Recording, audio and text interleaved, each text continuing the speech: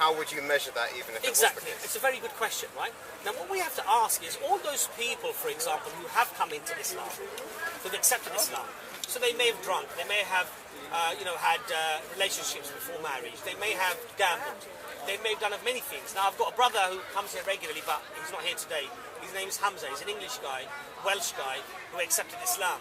And he says very similar things to many of the brothers, many of the Afro-Caribbean brothers that I speak to in Lewisham, in the Lewisham Mosque, that, they were involved in gangs, or they were involved with drinking and drugs and many, many things, right? And after they attained Islam, mashallah, Allah gave them Islam, it totally transformed their life. So what they were doing before, they're not doing today. And as far as they're concerned, it enhances their life because they don't gamble anymore, they don't drink anymore, But then they don't do those that's quite a things. loose argument, because you're just using a few examples to make them extrapolating out to make a broad statement. You don't know how many people there are in Islam that say were unsatisfied with their lives, that lost their faith, and their lives improved as a result. Unless you have that data, you can't even make a correlation, let alone a cause. I think you can make a correlation because of the... You don't have the data to make a correlation. You have from what your personal experience you've seen, but that's based on where you live and the people around you. That's totally subjective. Well, it's not subjective. I'll tell you why it's not subjective. Because if you meet many hundreds of people during the course of your life, and you don't find... There's 7 billion people in the world, many hundred well, people. We're talking about specifically England, right? When like 60 million. Yeah, but they're not all Muslims, are they? And they're not all converts. So I'm talking We're about... still talking in the millions. Right, but when you meet many hundreds of converts, and you have to hear what they say, and they feel it's a very positive response in terms of their converting to Islam, and you don't meet anyone who says, actually, you know what, me converting to Islam, not drinking, not doing this, has actually ruined my life, then from that, I think you can gather, even though I would agree with you that it's not an empirical study necessarily per se, right, where you can derive necessarily whole truths from, but I think you can have a reasonable opinion about it and say, well, actually, it has had a positive. And the other thing is this, I think even intellectuals who are non-religious, who agree that if alcohol was invented today, it probably would be banned just like any other drug. And the reason why they say that is because we do have those empirical studies to show the detriment that alcohol causes society as a whole. And their view is that if it was invented today, we'd ban it. Now, the beauty about the Quran is that it banned it 1400 years ago. Yeah, but there are a lot of things. That's a completely irrelevant point to the discussion. This isn't a debate about whether or not alcohol is beneficial. This is a debate of whether or not Islam is beneficial. And as you were saying more about the data, that you haven't seen as many people who come forward and said that. So when the Quran talks about alcohol and gambling, that there's more harm in it than good, and that it's a detriment to society, it'll hold you back from prosperity. Are you saying that statement is wrong? I'm not saying that statement is wrong, but that's irrelevant, and that's not just a statement made by Islam. That's a statement that's made before Islam. That's in Christian. A lot of Christians are against alcohol, and the same way a lot of Jews are against alcohol. But we accept that because I don't really drink. But we accept that though, because we accept that the prophets came from Adam all the way up to Muhammad. So whatever message. You accept that. Yes. No. Oh, sorry. What I'm trying to say to you is that so when you find some consistency in the message before Muhammad, peace be on him, we have no problem with that because we believe that the Christians also received revelation, even though it's not preserved and it was transmitted at that time. We believe that Moses, peace be on him, received the Torah transmission, the Wahi from God Almighty, even though it's not preserved as it was revealed at that time. So we believe that Noah, Abraham, they all received guidance from God. So if there are consistencies within other religions, we don't see that as a problem. We don't see that as somehow a contradictory factor. I think the question that we need to ask ourselves and have an honest discussion about is that the things that Islam prohibits are harmful to society. You can't argue that they're not harmful to society because there are clear empirical and analytical evidences to support that they are. Even if that was the case, which is a completely different argument of itself, it's irrelevant. The fact that your religion may be against certain things that say, assuming they are harmful to society, doesn't make the rest of the things you say right. Okay, like what?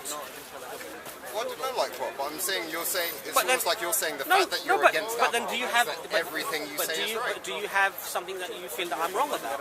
Why don't you tell me what you think I'm wrong about? Well, I don't know. We've gone so far from the original point on this, but you're saying, if I can retract to your earlier point, where you're saying about the studies that many people who convert to Islam find more satisfaction in life. that could be just purely of the type of research you've done, and you sort out. Why don't you do the research and we can have that discussion later? But how many people? Let me ask you a question though. What is it about Islam that you feel is wrong? Now you're putting even more words in my mouth that I've said Islam is wrong. I'm not saying that you are. I'm saying you said to me that just because I've said certain aspects are right doesn't mean everything is right. Yeah? Okay. For example, the fact that I don't believe in an omnipotent creator God. So that's a statement I disagree with. Or I disagree with the fact that you could know that. Yeah.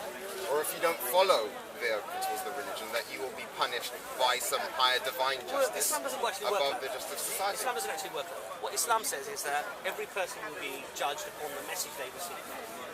And if they are What do you mean upon the message they receive? in other words, the message that they receive, like for example, now I'm talking to you now, right? Yeah. Upon the strength of that message, upon the clarity of that message, and upon your ability to absorb it and appreciate that message, if you are convinced... That's pretty vague. If you're talking about some strange message that may or may not happen. And what is this message? What about the other messages that say, like, for instance, have you heard Richard Dawkins? I've heard of it. If, say, you heard the message and you thought, I don't know, there's one here, but if you heard that one and you thought, okay, that's not, I don't agree with him. That speaks to me. He's Richard Dawkins, and also Mr. Grant. You say in that case, from your point of view, he go to hell. He's heard both sides of the argument. No, I didn't say that. What I said to you was this. What I said to you was this. That Allah will judge the individual in relation to the message that they receive. So for example... What message? You haven't explained the concept of a message. The message of Islam. Well, what is the message of Islam? Well, tell us this message and then we can go and follow it. The message of Islam happy lives. The message of Islam is first of all Tawheed, which is the oneness of God. To believe in a creator.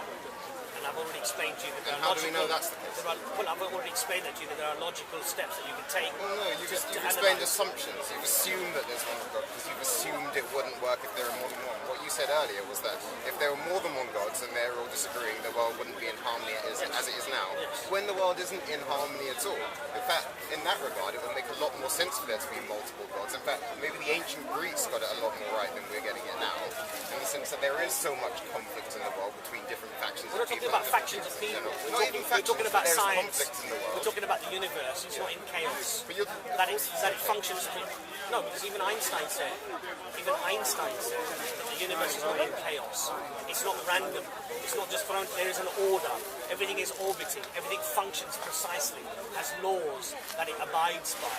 So you have laws of gravity, laws of this, laws of that, and everything abides by those laws. Yeah, it's but not you're chaos. using laws kind of metaphorically. Okay, well let's not get... Look, it's not choosing to abide by it. The reality is this. You have two main opinions or options available to you. One is that the universe came about by itself, with the absence of a creator. The other option that you have is that it could not have happened just by itself from a vacuum of nothingness, and that something must have brought it into being. You want to go for the one that is void of a creator, from a vacuum of nothing that the universe came into being. That's your choice. I'm not here to force you.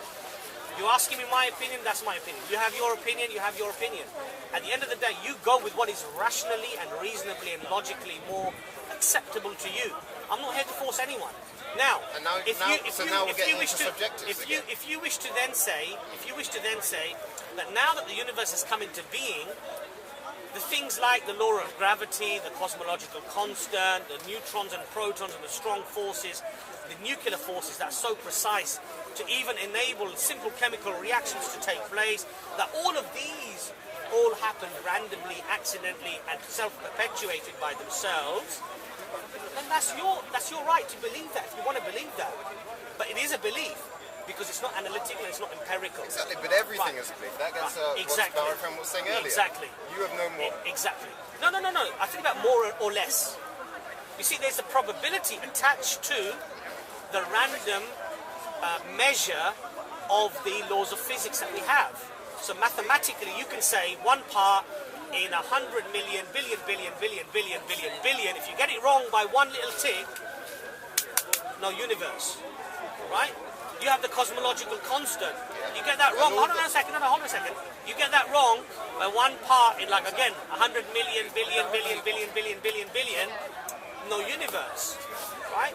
So when you attach just these three laws, cosmological constant, the law of gravity, and the neutrons and the protons, the forces held together, it's like one atom in the entire known universe that it happens randomly. Yeah, but that's quite irrelevant. You're saying no, it's not irrelevant. No, what you're saying is no, basically that if things were different, the fact that there is a universe means that those conditions are what they are. It couldn't be anywhere else. Like, for example, that's like saying that it's an act of God that humans are on this Earth rather than Mars, well, because this Earth has better conditions for them. Humans could only have come we're not talking from about that. Under the right conditions. We're not talking about those sorts of probabilities. What we're talking about is this. With all due respect, with all due respect, then there is a probability that you can. With all due respect, we're talking about two variables. One is infinitesimally small that it happened all by itself and arranges itself. We're talking about more than two variables. Why? What are the other variables? Those are just the two main opinions. Anyone can have. What other variables opinion are is there? all subjective. What you can make up any opinion. What other variables are there? You can have anything. I could make up an opinion right now. Well, I won't because I'm being put on this point. But based on what there are no. Listen to me. The universe can only be explained in two ways: happened by itself or created. There are no other variables. No. Surely, if you're saying only one can be right, which I assume is what you believe, which means the other belief is wrong. And there's no, you can't limit it to there's one other belief. There could be a billion. Like what? Then name me one then. Name me one more. You can claim anything, but where's the evidence? If there's a billion, name me one more. Claim? There isn't. That's precise. Look, this book was either made itself or it was made. There are no other variables. It came into self-perpetuated existence by itself from nothingness, a vacuum of nothing, or something had to make it. The universe is exactly the same. That's not true in itself. You can't say that things either come from nothing or are made by something intelligent. Things form without themselves. Like, for example, the wind now has arranged those leaves into that pile that they're in. I haven't arranged those leaves into that pile they're in. And equally, those leaves haven't sprung from nothing. They formed there from other factors. Very good question. So the leaves... Hold on, very good question. So the leaves did not get there uncaused, did they? Yeah. It was caused by the wind. Cause was the wind, right? No, something not behind the cause, but a cause. They were caused by a multitude. They were caused by the wind. One of such was the wind. You're simplifying it. So could be caused by the wind. So just brother, like you're simplifying by that admission, by God. So by that admission, everything that we relate to is cause and effect, and that's why the universe came into being. Therefore, it must have a cause of its existence. But not linear, not one cause to one effect. Any huge amount of causes can affect one thing. Everything is affected by nevertheless, causes. But nevertheless, it's not uncaused, though, right? So it has a cause. So that's where we come to the situation that we come to within reasoning about God. That's what Allah says in the Quran. For men of understanding, there are indeed signs. So when you look at science, when you look at the cosmos, when you look at the stars, when you look at the universe, there are indeed signs. And what makes Islam's case so strong is that even if we go beyond this stickler, you know, the stickler of is the Quran, is there a God or is there not a God? Even if we go beyond that stickler, we can't answer how do all the, as I say, the laws of physics come into being as they are. Then we can't explain how this book, the Quran, came to a man in a desert 14 centuries ago that exposes things that were impossible for him to have known at that time. No, we can't explain it, but neither can you. None of us can explain it. Of course we can. Your opinion is as much guesswork as mine. No, it's not. Your opinion is that it was handed by divine no, it's intervention. Not. I'll tell you why it's not. Because Dr. Johnson, even if you talk in probability, then there's still a probability. I'll tell you why it's not. Because Dr. Johnson of the United States of America, an embryologist, Dr. Gary Miller, an embryologist in Canada, these are some of the embryologists who won the JCB award, the highest accolade in biology. My friend who's a doctor in university studied the book by Dr. Johnson. And what he says about the embryology within the Quran is that it was impossible, let alone 6th century, let alone in the 10th, 12th, 15th or 18th or 20th century, because it was the mid-20th century, that the electron microscope refers to the things that the Quran referred to 14 centuries ago. You see, when Muhammad is talking about Claiming the that expansion... because one person who happens to have some very good qualifications, which I'm not... brother, listen. Says so doesn't make it right. We have to be sensible. Even the smartest man makes mistakes. We have to be, exactly. Even the smartest man makes mistakes, and that's the other miracle of the Quran. That every assertion that it makes about the nature of science or the nature of things, it doesn't get any of them wrong. Well, so you say. But the fact that you haven't studied it. But that's in that one, you're arguing from the advantage that I haven't read the Quran, right. so I can't argue against it. I urge you to do. But equally, that means you could be telling me anything about the Quran, and absolutely. I have no idea. Do you want a copy of the Quran to read? So tell me, what is the latest scientific fact that the Quran has said these 1,000 years ago? Okay, I'll tell you a few of them. Yeah.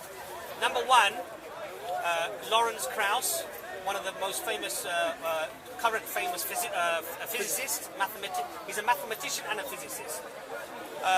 We've got Hawkins, we've got Sir Roger Penrose, renowned scientists in their field, who say that the universe came from nothing. That's what they say. The Quran says Allah created the universe from nothing. It's consistent with science. Then they talk about the Big Bang. Allah refers to the Big Bang in the Quran. Have the disbelievers not known that the earth and the heavens were one? Then we parted them and we created every living thing from water. Will they then not believe? It's a bit vague though, isn't it? But listen, but you see, all the heavens... You're talking about the Big Bang. Yes. Some people is talking about there was a bounce, isn't it? Yeah, some people, yes, but yeah, but the reason why they've disproved that, the reason why they've disproved that is because the rate at which the universe is expanding, the Hubble's experiments, due to dark matter, Hubble's experiments of the galaxies that are furthest away from our galaxy are moving at a proportionate speed to their distance from us. In other words, they're moving at a faster rate. There will be no bounce back. What they're saying is it will expand until eventually you'll see no stars. That's what they're saying. Which, nice speaking to you, right? Which conforms directly with what science... Now listen, it's a profound statement for a 6th century Arab who was illiterate in a desert, looking after goats, peace be upon him, to talk about these things. It's not possible. So really? And then Allah talks about... Then 1 second, Allah talks about how Allah is expanding the universe and how Allah is expanding it. Allah talks about microscopic embryology, the description of a fetus when it's only 0.6 millimeters in size, where Dr. Johnson, Dr. Gary Miller, who've commented on these things and said that it was impossible even with a normal microscope to see those things. You need an electron microscope to see these. So what is saying? Okay, so the Bible will be saying this, said things as well. Some of these things, but the Bible has made many... originate from the same source. Yes, but the Bible says many things that are currently empirically wrong. So, for example, it says the Earth is 6,000 years old.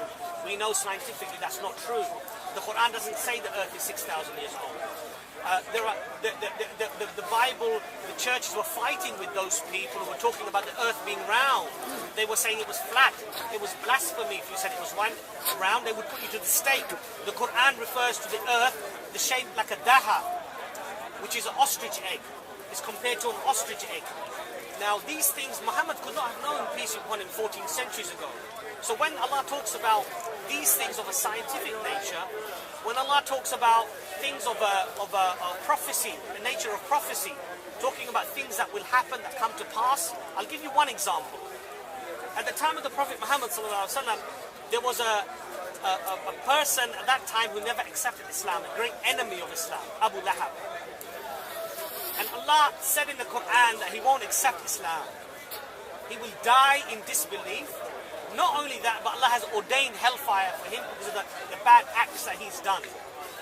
So the people went to Abu Lahab and said, look, you can prove Muhammad wrong. Just accept Islam. And the Quran is false. He still didn't accept it. Because Allah knew what was in his heart. 10 years he lived. 10 years, yeah. 10 years he lived after this came down. And the people went to him and said, look, just accept Islam even if you don't believe it. Just tell the people, okay, I've accepted Islam, because then everyone will say, look, Muhammad, you're wrong. Peace be upon him. But he never accepts it till the day he dies. These are the sort of prophecies. Allah talks about wars, who will conquer who, and they come true later in history. Allah talks about social problems that were not known back in that time in the Middle East. Like, for example, the problems we have today with alcohol, the problems we have with drugs, the problem we have with usury, with interest, the problems that we have between the divided the rich and the poor, the rich not being charitable to the poor dying for what? For food. We have enough calories that we can produce on this earth, they say, to feed 20 billion people. Yet we have 7 billion, and we have, out of that, the majority of them living in poverty. They don't have food. So Islam solves those problems and says, look, you have to give zakat. It's compulsory on you to have to give this charity. It's compulsory on the president, the prime minister, the ruler of that land, that his people have to be fed. He's held accountable. On the day of judgment, he's held accountable.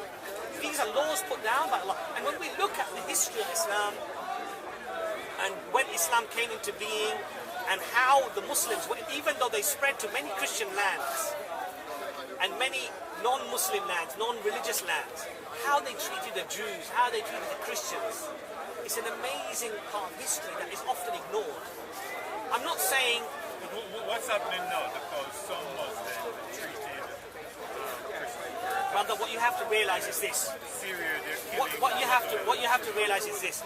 When we actually look at the statistics, the biggest victim is the Muslim. But I'm not going to say that there aren't some bad Muslims doing some bad things. But if we're going to have this discussion, let's have an honest discussion. You know, in Burma, the Buddhist monks are on their motorcycles with their machetes and their sticks, and they're killing Muslims there, and they're taking away the minority. Muslims are minority there. Where is this reported? Nowhere. In Syria, the civilians, I've heard an English doctor, surgeon, by the name of David Knott, and he discusses how the civilians are being shot, even the pregnant women are being shot through their stomachs. So they kill the baby and they kill the woman in one bullet, and they're betting, the soldiers are betting on cigarettes. The world is standing by and they're allowing this to happen. You know why they're allowing this to happen, brother? Because it's the Muslims that are being killed there. If it was the other way round, they would do exactly what they did in Africa when the French went in. When the French went in, because the Muslimist Islamic Party, they came and they were capturing, boom, the French went in and they crushed them straight away. Why in Egypt, a democratically elected government of Morsi, he is overthrown by the military and nobody says anything? They shake his hand. Welcome. Ahlan, ahlan. Why? Because he opposes the Islamist party. That's why. If it was the other way round and the Islamist party threw him out, believe you me, they would have been in there the next day. I think though, you got to admit that there are certain minority Come forward. That's making your religion bad. Of course, brother. No, but brother, look. But you know, I'm not going to. You know, in Islam, brother, what you have to realize is, you know that saying there in Harvard University in the law faculty, they put that verse of the Quran on the law faculty. They say it's one of the most profound legal verses in history. And the verse reads, "O you who believe, be persistently standing firm for justice, witnesses for Allah, even against yourselves, against your parents, against your kin, against rich or poor." The Quran does not allow me, and Allah does not allow me to defend another Muslim brother or sister who's doing something that's bad or wrong. If they're doing something wrong or bad, I have to also say it is wrong. However, what we have to appreciate is there are 1.4 billion Muslims in the world. And it only takes a handful of nutters, a handful of crazy people to do stupid things around the world, and then a media that's clearly corrupt, that wishes to ignore all of the hardships that the Muslims are going through at the moment in the world, and only focus on those fools who go and kill innocent people and do bad things. Understand my point? But take some literature with you. Are you Christian yourself? I'm Christian. Brother, look, we've got a nice, a very nice one. It discusses about, you know, the concept of Jesus. The concept of Jesus in Islam. There's this one, and this is a very good one, brother. Do try to read them, inshallah. It was nice meeting you. What's your name? Ernest. Nice meeting you, Ernest. Yeah?